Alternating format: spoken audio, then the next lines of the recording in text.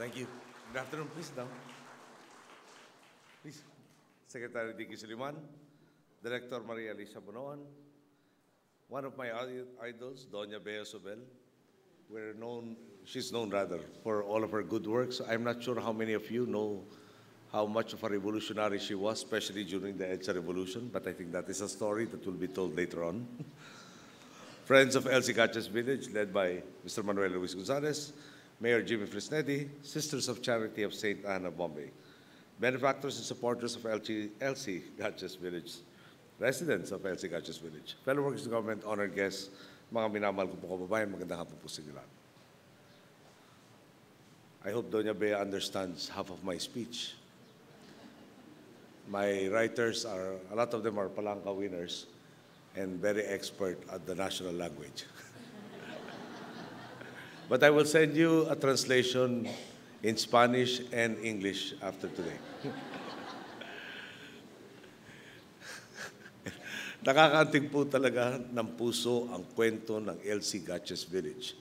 Noong dekada 60, ang 16 na ektaryang lupain ito ay bakasyonan lamang ng mag-asawang Samuel at Elsie Gatchas. Sila ay mga Amerikano na may-ari noon ng kumpanyang nagbebenta ng alahas. Kung tutusin, sagana at komportable na po ang kanilang buhay. Pwede silang mamuhay na lang ng tahimik at panatilihing pahingahan ang lugar pong ito. O kaya'y palaguin pa ang kanilang negosyo. Subalit para kina Ginoo at Ginang Gatchas, hindi matutumbasan ng kinang ng anumang ginto o perlas o ng anumang lawak na lupain ang wagas na pagmamahal na maaari nilang ibahagi at ipadama sa kanilang kapwa. Noong 3 ng Pebrero 1964, binuksan nila ang pinto ng Elsie Gatchas Village para sa mga kababayan nating nangangailangan.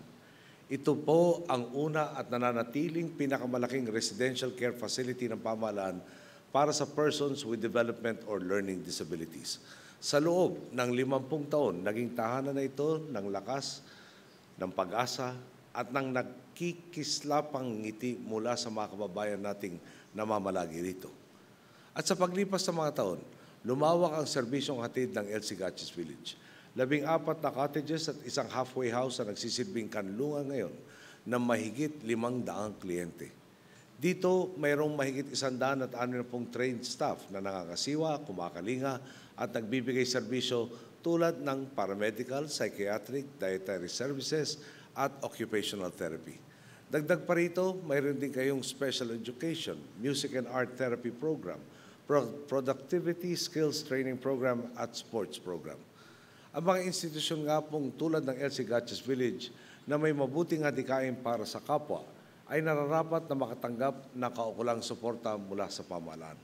Nariyan po ang Department of Social Welfare and Development na mula ng 2010 hanggang 2013 ay naglaan ng taunang budget na 21 million pesos para sa EGV.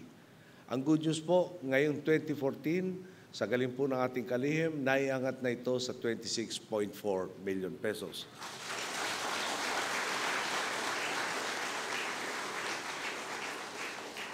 Tiyado pong magpapalawak pa ng inyong serbisyo.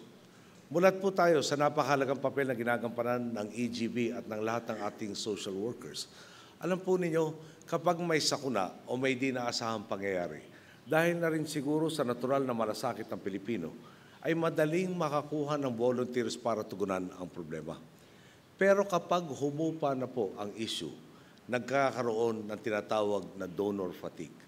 Nagiging mahirap ng panatilihin ang pagtulong o pagtugon sa araw-araw na suliranin ng ating mga kababayan. Sa mga panahong ito, nananatili pong nakatutok sa kapakanan ng ating mga kababayan ang ating magigiting na social workers. Nananatiling bukas ang pinto ng mga pasilidad tulad ng EGB. May makapansin man o wala, maging laman man ng headline o hindi, nariyan po kayo tuloy-tuloy ang paglilingkod sa ating mga kababayan.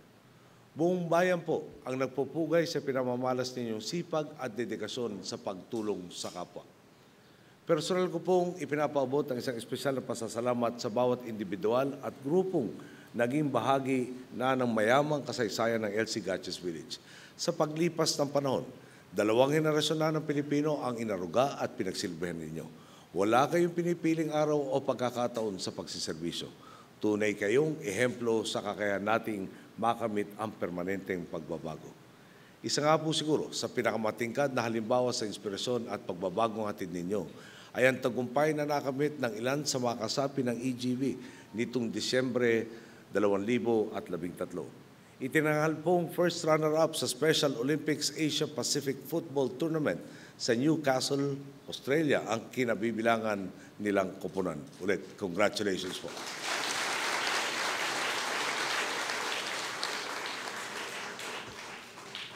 Talaga namang iniangat ninyo ang bandila ng Pilipinos sa buong mundo at ipinamalas ang husay, gilas at dedikasyon ng lahing Pilipino.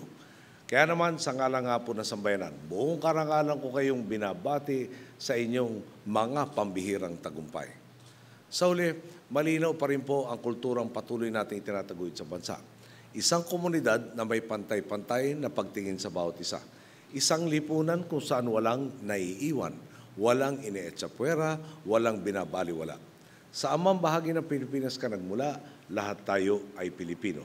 Lahat tayo ay anak ng Diyos. Lahat ay may kakayahang makipagkapwa. Lahat ay may patas sa pagkakataon paunlarin ang sarili at ang buong bansa. Patuloy po tayong magdamayan at mag-ambagan sa higit na ikabubuti ng ating kapwa at bayan. Bago po ako magtapos, gusto ko lang po ulit-ulitin, nung hinarap po sa atin ang imbitasyon at tinanong ko kung gusto kong dumalo sa El Sigaches Village. Una po siyempre tumawag pansin ay 50 taon na po inyong ginagawa ito. Tayo po ay nagkaroon rin naman ng pagkakataon na magtrabaho sa isang Social Development Foundation at mahirap nga ho talagang maglikom ng resources sa pangmatagalan. 2 henerasyon na po inyong ginagawa. Ang tagumpay po inyo sana ay maging halimbawa sa napakarami pa natin mga kababayan. Congratulations po talaga sa inyo lahat.